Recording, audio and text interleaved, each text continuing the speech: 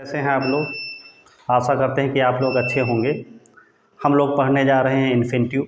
इसके पहले हमने नरेशन के सारे वीडियोस अपलोड कर दिए हैं। अगर आपने नरेशन के वीडियोस देखे नहीं हैं तो उनको 1 बाय 1 करके देख लें। अगर आप सीक्वेंस से पढ़ेंगे तभी आपको अच्छे तरीके से समझ में आएगा। अच्छे से पढ़ लीजिए, नोट डाउन कर लीजिए और समझ लीजिए अच्छे से। अभी हम सीक्वेंस से ही पढ़ा रहे हैं। कल हमने पार्टिसिपल का वीडियो डाला है। अगर आपने हमारा वो पिछले वीडियो देखा नहीं है तो उसको देख लीजिए, ठीक है। आज हम लोग पढ़ने वाले हैं इन्फिनिटिव, ठीक है। इन्फिनिटिव क्या होता है? इन्फिनिटिव का मतलब ही होता है क्रियार्थक संज्ञा। इससे पता चलता है कि ये क्रिया से बनता है और संज्ञा का अर्थ देता है। इसीलिए इन्फिनिटिव का मतलब है क्रियार्थक संज्ञा, मतलब क्रिया से बना है और अर्थ किसका देता है? संज्ञा का। तो इन्फिनिटिव जो है हमारा, ये एक नॉन फाइनाइट वर्ब है। नॉन फाइनाइट वर्ब वो क्रियाएं कहलाती हैं जो टेंस के अनुसार नहीं बदलती हैं। जो टेंस के अनुसार, टाइम के अनुसार बदल जाती हैं उनको फाइनाइट वर्ब बोलते हैं। और वो क्रियाएं जो टेंस के अनुसार, टाइम के अनुसार नहीं बदलती हैं उनको नॉन फाइनाइट बोलते हैं। तो पार्टिसिपल भी हमारा एक नॉन फाइनाइट वर्ब था और आज इन्फिनिटिव जो हम लोग पढ़ने जा रहे हैं ये भी एक नॉन फाइनाइट वर्ब है, ठीक है। ये टेंस और टाइम के अनुसार नहीं बदलती, सब्जेक्ट के अनुसार नहीं बदलता, इसके ऊपर इसका कोई प्रभाव नहीं पड़ता, इसीलिए इसका नॉन फाइनाइट नाम दिया गया है, ठीक है। इन्फिनिटिव क्या होता है? ये एक क्रियावाचक संज्ञा है और ये वर्ब से बनती है, साथ साथ नाउन, एडजेक्टिव और एडवर्ब का काम करती है। Infinitive is divided into 3 part, 3 भागों में होता है। First one simple infinitive. Simple infinitive भी वर्ब से बनता है और सिर्फ नाउन का काम करता है, ठीक है। इसकी पहचान हिंदी में ना, नी, ने है। ना, नी, ने। तो इंग्लिश इसकी हो जाती है ट्यू। नानी नहीं होता है, ना, नी, ने हिंदी में, ठीक है। इस तरीके से नानी की इंग्लिश ट्यू नहीं होती है। ना, नी, ने मतलब अलग अलग, ना, नी, ने। तो इसकी इंग्लिश ट्यू लगाते हैं, वर्ब की फर्स्ट फॉर्म फिर इसके बाद लगाते हैं, ठीक है। दूसरा हमारा जेरेंडियल इन्फिनिटिव है। जेरेंडियल इन्फिनिटिव भी वर्ब से बनती है और ये एडजेक्टिव या एडवर्ब का काम करती है। इसकी पहचान कर या करने के लिए होता है, ठीक है। और इसकी इंग्लिश भी ट्यू ही होती है। और तीसरा हमारा बेयर इन्फिनिटिव होता है जो वर्ब से बनता है और ये एडवर्ब का और एडजेक्टिव का काम करता है, लेकिन इसके साथ ट्यू का इस्तेमाल नहीं किया जाता है, ठीक है। तो इस प्रकार हमारा इन्फिनिटिव के अभी हम लोग कुछ एग्जाम्पल्स देखेंगे। एक बार फिर से रिवाइज कर लेते हैं लेटेस्ट का। ये क्या है? इन्फिनिटिव हमारा क्रियार्थक संज्ञा है। इन्फिनिटिव वर्ब से बनती है और नाउन, एडजेक्टिव और एडवर्ब का काम करती है, ठीक है। Infinitive is divided into 3 parts, ये 3 भागों में है। पहला है सिंपल इन्फिनिटिव, ये वर्ब से बनती है और नाउन का काम करती है, इसीलिए इसे नाउन इन्फिनिटिव भी कहते हैं, ठीक है। इसकी पहचान ना, नी, ने है। क्या है? ना, नी, ने। नानी नहीं, नानी, ने है और इसकी इंग्लिश ट्यू है। ट्यू के बाद हमेशा वर्ब की फर्स्ट फॉर्म लिखते हैं। जैसे पढ़ना, तो पढ़ना ना की इंग्लिश हो जाएगी ट्यू और पढ़ना की इंग्लिश हो जाएगी रीड। मतलब ट्यू के बाद हमेशा हमेशा याद रखना है, इन्फिनिटिव के बाद हमेशा वर्ब की फर्स्ट फॉर्म लिखते हैं। तो ये भूलना नहीं है, इन्फिनिटिव के बाद हमेशा वर्ब की फर्स्ट फॉर्म लिखते हैं, ठीक है। फिर हमारा जेरेंडियल इन्फिनिटिव है। जेरेंडियल इन्फिनिटिव भी वर्ब से बनती है और एडवर्ब और एडजेक्टिव का काम करती है। इसकी पहचान कर या करने के लिए होती है, ठीक है।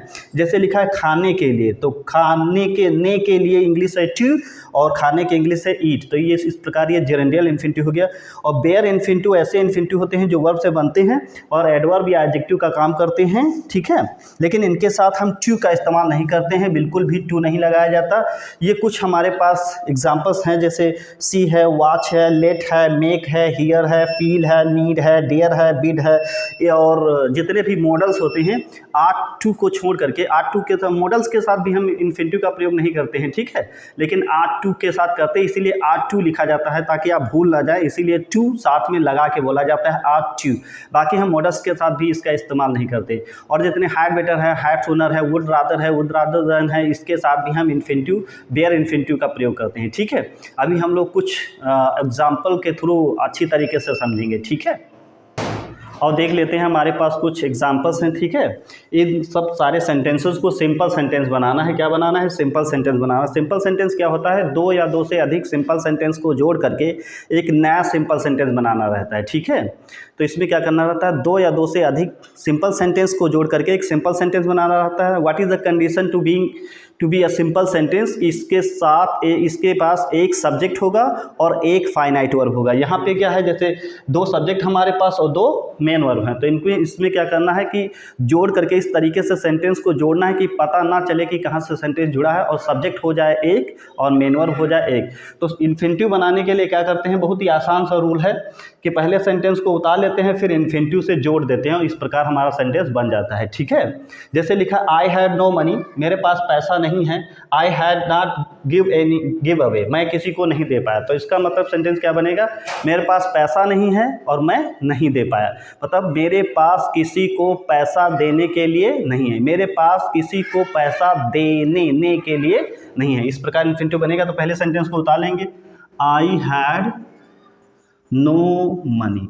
ठीक है, आई हैड नो मनी, और फिर इन्फिनिटिव से जोड़ देंगे टू आएगा तो वर्ब की first form, to give away. ठीक है, वेरी सिंपल, इस प्रकार बनाते हैं। ठीक है, और दूसरा सेंटेंस है जैसे ही हैज़ 3 सन्स, उसके 3 बेटे हैं। He has to educate them, वो उनको पढ़ाना चाहता है। तो इसका मतलब उसके पास 3 बेटे हैं पढ़ाने के लिए। उसके पास कितने बेटे हैं, 3 बेटे हैं। तो ये हो जाएगा ही हैज़ 3 सन्स। ठीक है, और सन्स, और फिर इन्फिनिटिव से जोड़ देंगे टू एजुकेट। ठीक है, टू एजुकेट। देम नहीं लिखेंगे क्योंकि देम इन बेटों के लिए लगा है। ठीक है, तो बेटे लिखा जा चुका है तो देम नहीं लिखेंगे। He has 3 sons to educate, very simple. He is very weak, वो बहुत कमज़ोर है।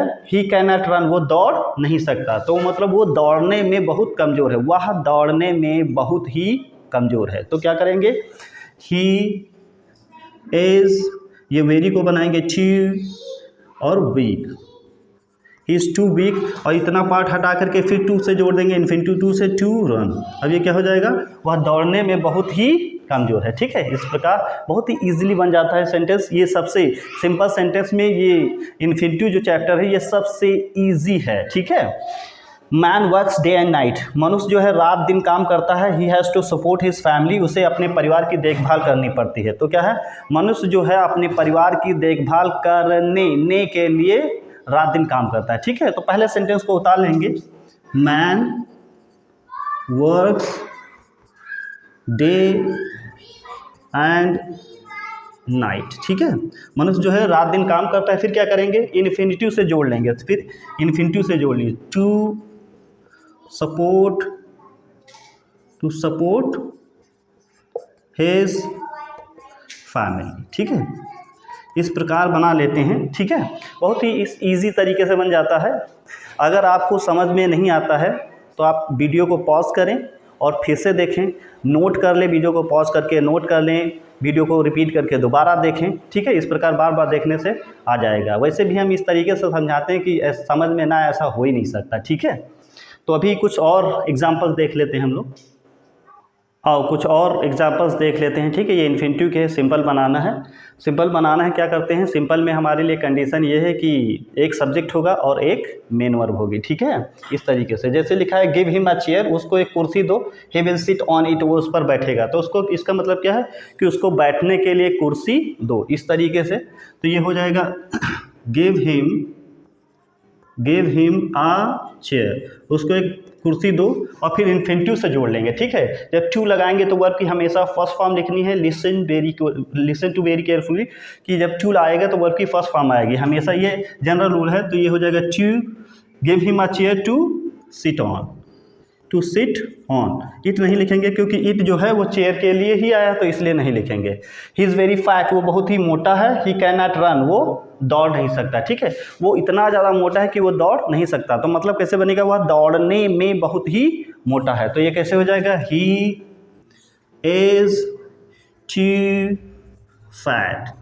जब इज, एम, आर, वाज, वर जब इस तरीके से आ जाता है तो इसको क्या कर लेते हैं, वेरी को बना लेते हैं टू, और फिर हो जाएगा फैट, और ये इतना हटा करके फिर टू इन्फिनिटिव से जोड़े टू, और फिर हो जाएगा रन। तो इसका मतलब क्या हो जाएगा, वो दौड़ने में बहुत ही मोटा है।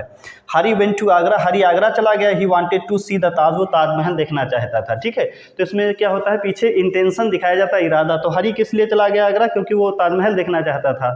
तो हरी जो है, हरी आगरा चला गया ताजमहल देखने के लिए। ठीक है, तो पहले सेंटेंस को उतार लेंगे, हरी वेंट टू आगरा, हरी आगरा चला गया। और फिर इन्फिनिटिव से जोड़ देंगे, कहाँ से जोड़ दें, इन्फिनिटिव तो टू सी द ताज, ठीक है।